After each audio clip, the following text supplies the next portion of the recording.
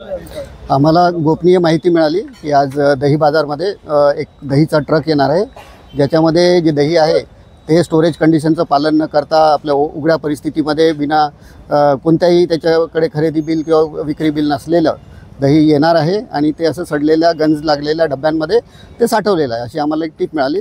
त्यानुसार मी आणि माझे सहकारी श्री वाकडे साहेब आम्ही सकाळी 6 वाजेपासून गाडीची वाट पाहत तिथे दही बाजारच्या परिसरामध्ये थांबलो। त्याच्यानंतर जवळपास 8-8:30 वाजता ही गाडी आली। ती गाडी आम्ही पकडली, तिथे गाडी थांबवली आणि त्या गाडीला पुढील कारवाईसाठी आम्ही आमच्या ऑफिसला घेऊन आलो। त्याच्यानंतर ही जी गाडी आहे ती अधिक माहिती घेतली असता ही गाडी श्री राजकुमार फुलचंद गुप्ता केशरवानी डेअरी जबलपूर याची आहे। ती व्यक्ती जबलपूरहून इथे दही पाठवते दही बाजारामध्ये आणि दही बाजारामध्ये ते माल तो डिस्ट्रीब्यूट होतो सर्वांना आणि मग इथला विकला जातो।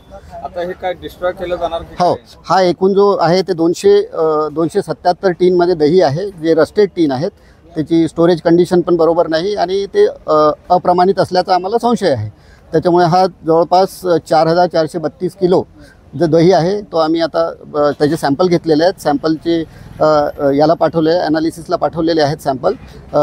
श्रीमती फाळके मॅडम आहेत, त्यांनी सॅम्पल घेतलेले आहेत, ते ॲनालिसिसला पाठवले, त्याचा रिपोर्ट येईल। पण हा माल जो आहे तो त्याच्या जे कंडिशन्स आहेत कायद्यामध्ये दिलेल्या कंडिशन्सला मीट करत नाही, त्याच्यामुळे हा माल आम्ही तात्काळ डम्पिंग यार्डला नष्ट करणार आहोत। किती हजारचा माल आहे? हा जवळपास 1,77,000चा माल आहे। त्याच्यामध्ये काय कलम लागते सर?